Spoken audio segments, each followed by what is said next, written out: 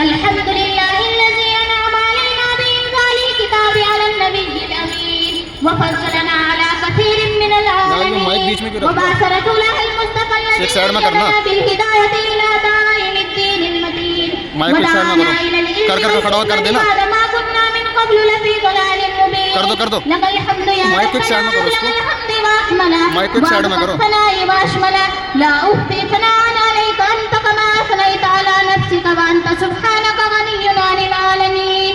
اللهم صل وسلم وبارك صلوات زاكية وتسليمات عالية وبركات دائمة على النبي الأمي الذي آتيته علم الأولين والآخرين وأتممت به النعمة وأكملت به الدين وجعلته سيد المرسلين وخاتم النبيين وعلى آله الطيبين الطاهرين وأصحابهم النصحاء والأمناء الهداة المكرمين المهديين الراشدين الذين رفعوا غايات الإسلام ومنار السنة بسند اليقين وعلى جميع العلماء الربانيين الذين حفظوا علم الشريعة المحمدية عن تحريف الغالين وانتحال المبطلين وتأويل الجاهلين خصوصا على الفقهاء والمحدثين الذين نزهوا كلام سيد المرسلين عن زيف المخيطين المدلسين وأبصروا وجوه الشك بكشف النقاب عن وجه اليقين بفضل رب العالمين. أما بعد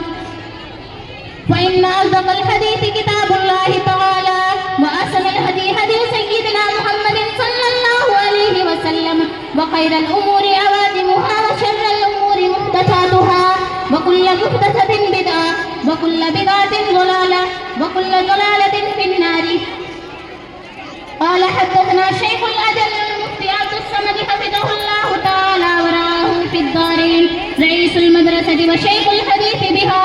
قال حدثنا فضيلة الشيخ نسير أحمد النصراني قال حدثنا شيخ الإسلام والمسلمين أحمد المدني قال حدثنا فضيلة الشيخ المفتي وسيم كليم الله القاسمي البالبي حفظه الله تعالى.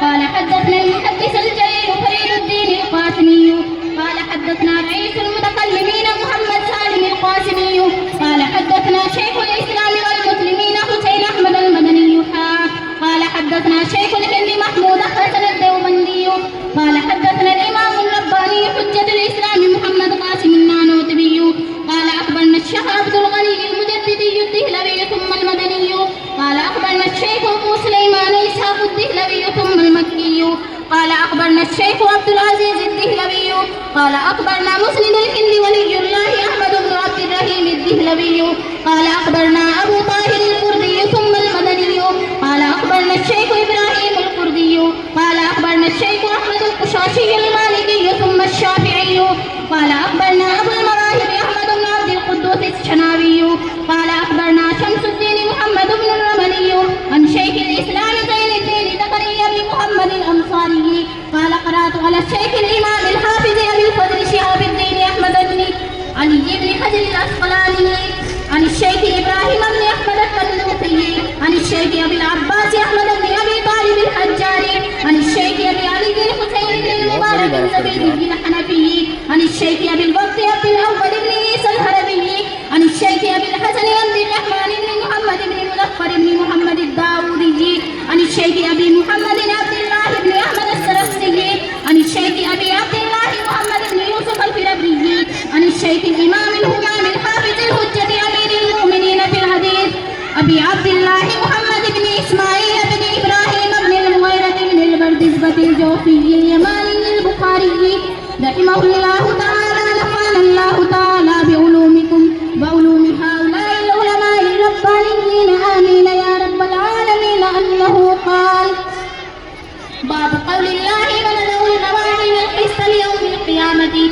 وأن أعمال بني آدم وقولهم توزن. وقال مجاهد القسطاس الأجر بالرومية ويقال القسط مصدر المقسط وهو العادل وأما القاسط فهو الجائر. وبه قال حدثنا أحمد بن إسماعيل قال حدثنا محمد بن فزيل عن أمارة بن القعقاع عن أبي زرعة عن أبي هريرة رضي الله تعالى عنه قال قال النبي صلى الله عليه وسلم كلمتان حبيبتان إلى الرحمن خفيفتان على اللسان ثقيلتان في الميزان.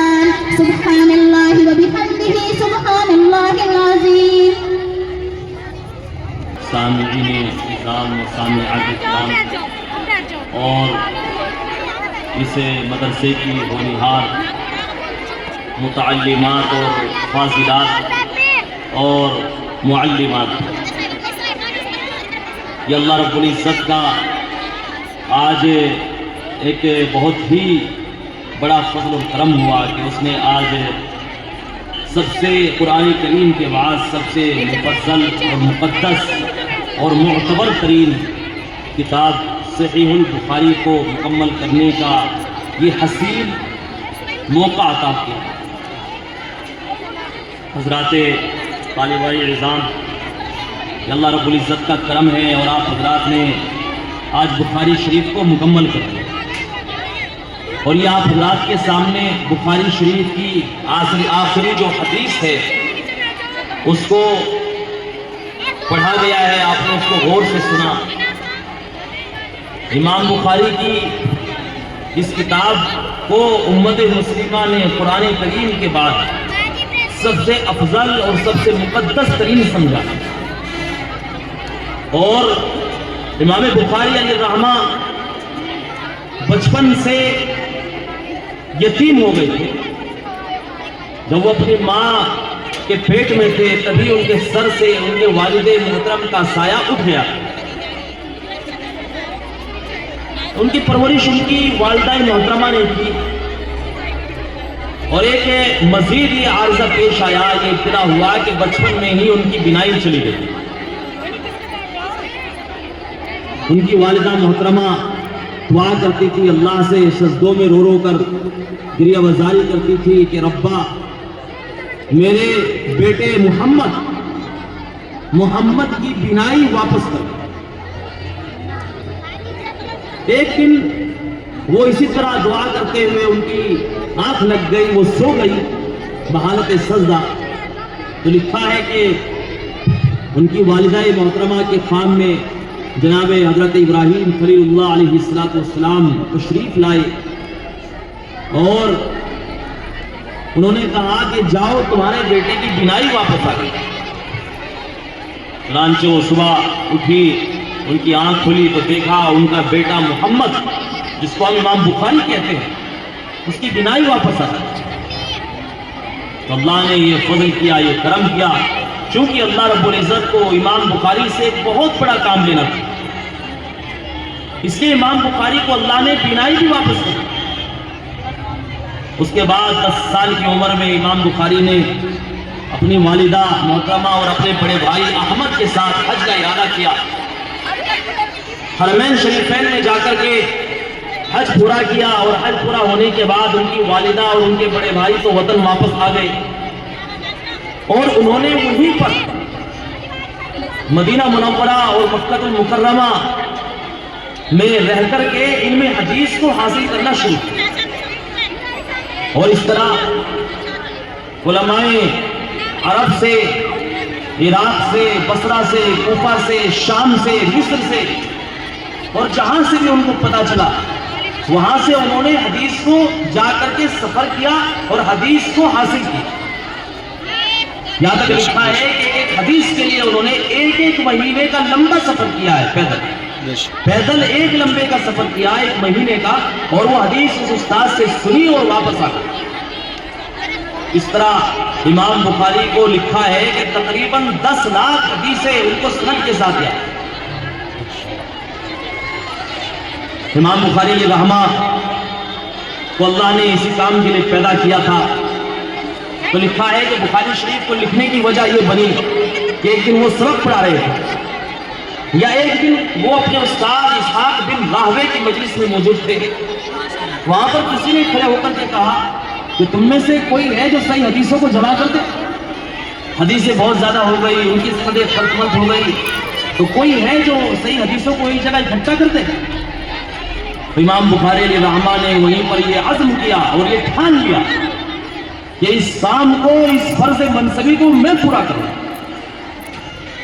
اور اس طرح اللہ کا نام لے پر، اللہ پر بھروسہ کر کے انہوں نے احادیث کو لکھنا شروع کیا ہے، اور ایک حدیث کو اس طرح لکھتے کہ پہلے غسل کرتے، اس کے بعد 2 رکعت پڑھتے بیت اللہ شریف کے سامنے کعبہ کے بالکل سامنے مطاف کے اندر جہاں پر حجاج اور معتمرین طواف کرتے ہیں اسی حصے میں آپ کا قیام ہوتا، وہیں پر آپ 2 رکعت پڑھتے، 2 رکعت کے بعد دعا کرتے، اس کے بعد استخارہ کرتے کہ میں اس حدیث کو اپنی کتاب میں لکھوں یا نہ لکھوں۔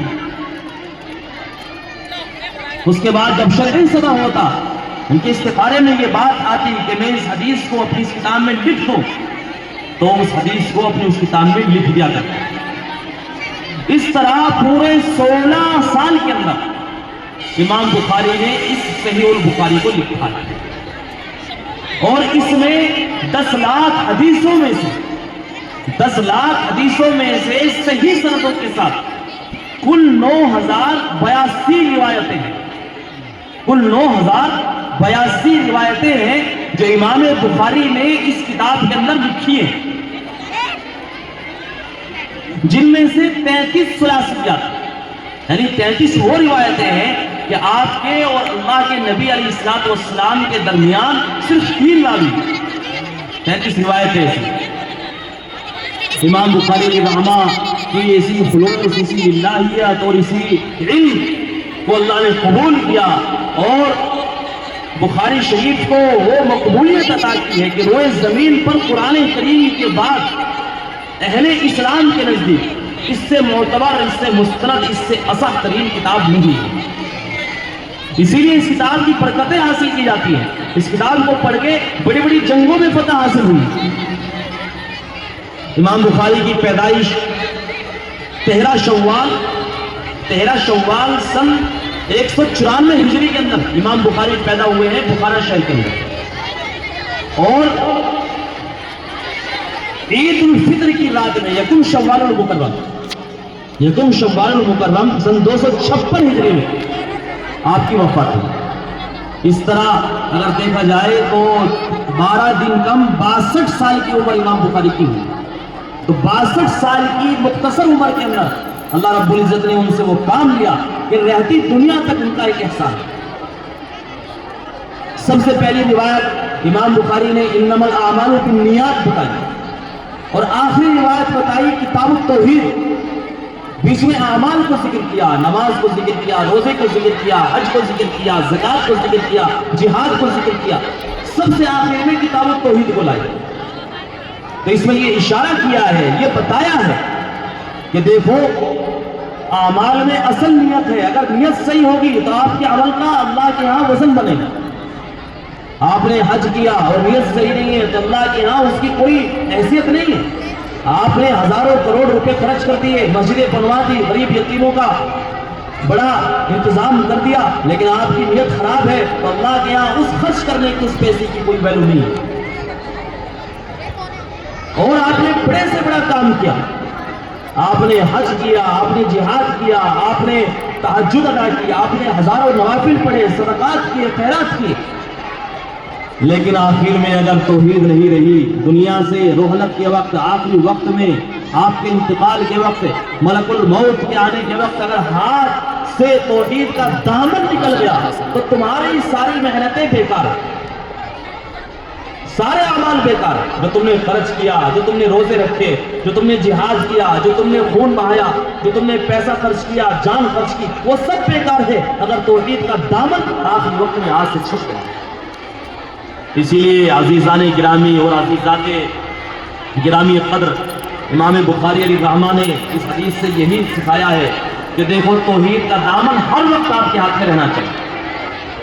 اور اس کے بعد آخری حدیث بتائی امام بخاری کے شیخ احمد ابن اشکاب، امام بخاری کے استاد احمد ابن اشکاب، اور احمد ابن اشکاب کے استاد محمد ابن فضیل، اور محمد ابن فضیل کے استاد وہ کہتے ہیں کہ میرے استاد ہیں عمارہ ابن قعقاع، انہوں نے مجھ سے بیان کیا، اور عمارہ ابن قعقاع کہتے ہیں کہ میرے استاد صحابی رسول حضرت ابو ہریرہ نے بیان کیا، اور حضرت ابو ہریرہ رضی اللہ عنہ صحابی رسول روایت کرتے ہیں کہ جناب نبی کریم صلی اللہ تعالی علیہ وسلم نے ارشاد فرمایا کلمتان حبیبتان ثقیلتان فی المیزان خفیفتان علی اللسان سبحان اللہ و بحمدہ سبحان اللہ العظیم۔ یہ دو کلمے جو اللہ کو بہت پسند ہے اور پلے میں بھاری ہے، ترازو میں بھاری ہے. اب یہ ترازو کون سی ہے؟ تو ترازو میں کون سی ترازو میں بھاری ہے؟ تو روایت میں قول یہ ہے کہ کل قیامت کے دن حشر کے میدان میں ترازو قائم کی جائے اور اس ترازو میں اعمال کو تولا جائے. اس ترازو میں اعمال کو تولا جائے. نماز بھی رکھ دی جائے گی، روزہ بھی رکھ دیا جائے گا، ذکر بھی رکھ دیا جائے گا، اس نے حج کیا تھا وہ بھی رکھ دیا جائے گا، اس نے تلاوت کی تھی وہ بھی رکھ دی جائے گی، اس نے صدقہ خیرات کی تھی وہ بھی رکھ دی جائے گی. تو ایک پلڑے میں سب کو رکھ کر کے تولا جائے. ایک قول تو یہ ہے کہ اعمال کو ہی تولا جائے. ایک قول یہ ہے کہ نامہ اعمال کو تولا جائے. جو نامہ اعمال ہر وقت ہمارے کاندھوں پر بیٹھے ہوئے کرام کاتبین لکھ رہے ہیں، جس کے بارے میں اللہ رب العزت نے کہا ان علیکم لحافظین کہ تمہارے اوپر ہر وقت گلے میں خراش ہو رہی ہے نا تو موجود آواز ہیں کیسا جو ہر وقت تمہاری حرکتوں کو لکھتے ہیں. پڑھنے والی ہے اس سے زیادہ ہی جائے گی. تم نیک کام کرتے ہو وہ بھی لکھتے ہیں، تم بدکام کرتے ہو وہ بھی لکھتے ہیں. تو یہ کرامن کاتبین جو نامہ اعمال لکھ رہے ہیں، ان نامہ اعمال کو تولا جائے. اور ایک قول یہ ہے کہ ہر عمل کو ایک شکل دی جائے گی. نماز کو ایک شکل دے دی جائے گی، روزے کو ایک شکل دے دی جائے گی، زکوٰۃ کو ایک شکل دے دی جائے گی، حج کو ایک شکل دے دی جائے گی، ذکر و اذکار کو ایک شکل دے دی جائے گی، تلاوت کو ایک شکل دے دی جائے گی، صدقہ اور خیرات کو ایک شکل دے دی جائے گی، اور جس طرح کی جو بھلائیاں ہیں ان کو ایک شکل دے دی جائے گی. ان شکلوں کو تولا جائے گا. اور ایک قول یہ بھی ہے کہ خود اعمال والوں کو تولا جائے گا، یعنی جو انسان ہوں گے انہی کو تولا جائے گا. بے شک بے شک. بہرحال امام بخاری نے اس روایت میں بتایا ہے کہ اعمال کو تولا جائے گا، اور اس وقت جب تولا جائے گا تو دو کلمے جو زبان پر بڑے ہلکے ہیں اور ترازو میں بہت بھاری ہیں، یہ دو کلمے اللہ کو بہت پسند ہیں. سبحان اللہ و بحمدہ سبحان اللہ العظیم. ان دو کلموں کو آپ پڑھو گے تو زبان پر جاری ہونا بڑا آسان ہے، لیکن جب کل ترازو قائم ہوگی اللہ تعالیٰ ترازو کو قائم کریں گے اور ہر چیز کو تولیں گے. بے شک. اور میرے بھائیوں تولنے کا مقصد ہے کہ خلوص کو تولا جائے. اگر نماز میں خلوص ہے تو نماز باوزن ہوگی، روزے میں خلوص ہے تو روزہ باوزن ہوگا. ایک آدمی نے زندگی بھر پڑھایا تو اس میں اگر پڑھانے میں اخلاص تھا تو اس کے اندر وزن ہوگا. جی جی. بخاری شریف آپ نے پڑھی یا ہم نے پڑھائی، اس میں خلوص ہے تو اس میں بھی وزن ہوگا. تو خلوص کے اعتبار سے اعمال میں وزن ہوگا. تو اس سے یہ بھی اشارہ کیا امام بخاری نے کہ دیکھو اعمال کو گنا نہیں جائے گا، گنا نہیں جائے گا کتنی اس نے نوافل پڑھے ہیں، کتنی تلاوتیں کی ہیں، کتنے روزے رکھے ہیں، یہ گنا نہیں جائے گا بلکہ تولا جائے گا. تو بہت سے لوگ کہ میں تو 100 رکعت پڑھ لیتا ہوں، میں تو 200 رکعت پڑھ لیتا ہوں، میں نے تو 10 عمرے کر لیے، میں نے تو 100 طواف کر لیے. تو اللہ کے یہاں گنا نہیں جائے گا بلکہ تولا جائے گا. آپ نے طواف ایک کیا، آپ نے ایک عمرہ کیا، آپ نے 2 رکعت ادا کی، لیکن اس میں وزن ہے، اس میں خلوص ہے، اس میں آپ کے خلوص ہے تو اس میں وزن ہے. اور اگر 100 رکعت پڑھی اور اس میں خلوص نہیں ہے، ریاکاری یا اس میں خشوع خضوع نہیں ہے تو اس میں کوئی وزن نہیں ہے. امام بخاری نے اشارہ کیا کہ اللہ رب العزت اعمال کی کوالٹی کو دیکھتے ہیں. ارے کوئی گلاس جیسے آپ جب کوئی سامان خریدتے ہیں، مثلا کپڑا خریدتے ہیں آپ، تو کوالٹی کو دیکھتے ہیں. آپ اس کی نہیں دیکھتے کہ مجھے کپڑے کا ایک تھان چاہیے، نہیں، مجھے تو 2 میٹر چاہیے لیکن کوالٹی کا چاہیے. آپ کھانے کی کوئی چیز لیتے ہیں، مثلا سیب لیتے ہیں آپ، تو اس کی کوالٹی کو آپ دیکھتے ہیں. اگر دکاندار میں اپنی پیاری ماں اور بہنوں سے انتہائی ادب و احترام کے ساتھ درخواست کرتی ہوں کہ وہ خاموش ہو جائے اور مل جل کر بیٹھیں. بس دعا ہو رہی ہے جلدی سے. تو یہ اللہ رب العزت اعمال کی کوالٹی کو دیکھتے ہیں. جیسے آپ گئے سیب خریدنے کے لیے، اب اس نے کہا سیب بیچنے والے نے بھائی پورا ٹوکرا لے جاؤ اور وہ سڑے گلے ہیں، تو آپ اس کو 2 روپے دیتے ہوئے بھی آپ پر بھاری ہوگا. جی جی جی. بلکہ اگر فری میں بھی دینا چاہے گا تو آپ نہیں لوگ. جی جی. لیکن آپ سامان لینے کے لیے گئے 1 کلو سیب اور اس نے کوالٹی کیا آپ کو دی، تو آپ سے وہ 100 کی جگہ اگر 200 بھی مانگے گا آپ خوشی سے دو. تو اسی طرح اللہ رب العزت کے یہاں کوالٹی درکار، بوتل ہی دیا، اخلاص درکار، بوتل ہی دے دو، خلوص درکار. اس کو دے گا. खुशूल खुजू दरकार है। इसलिए अपनी नियतों को दुरुस्त रखें और हर अमल के अंदर इखलास और लिल्लाहियत पैदा करें। देखो इमाम बुखारी के अंदर इखलास था, इमाम बुखारी के अंदर इखलास था, जिसके नतीजे में अल्लाह ने उनकी किताब को ऐसी मकबूलियत अता की कि आज कुरान करीम के बाद सबसे पता नहीं कहीं पानी नहीं मिला क्या मदरसे में? इमाम बुखारी की सहीह बुखारी, और इमाम बुखारी की इस किताब का नाम मुकम्मल है अल जामिउ सहीहुल मुस्नदुल मुख्तसर मिन उमूर रसूलिल्लाह बस रख लो, रख लो। अब तो बोतल पी रही है। शॉर्ट में इसको कह देते हैं सहीहुल बुखारी, आप पी लो हजरत। और हमारे यहाँ हिंदुस्तान में इसको बुखारी शरीफ। अल्लाह रब्बुल इज्जत से दुआ, अल्लाह रब्बुल इज्जत बाबा भी बोतल रखा इस था। किताब को जिंदगी भर पढ़ने की और पढ़ाने की तौफीक बख्शे। आमीन। और इमाम बुखारी ने जो भी कुछ इसके अंदर बयान किया है उस सब को समझने की और उसके ऊपर अमल करने की तौफीक अता फरमाए। आमीन। अब मैं अपनी माओ बहनों से कहूँगा जो आई हैं, हम बहुत बहुत आपका एहतराम करते हैं, आप तशरीफ लाई, आपने वक्त दिया, आपने वक्त निकाला, हम बहुत बहुत आपको सलाम कहते हैं और आपके कदरदान हैं, और आपके आने पर हम आपको मुबारकबाद पेश करते हैं। आपसे दरख्वास्त है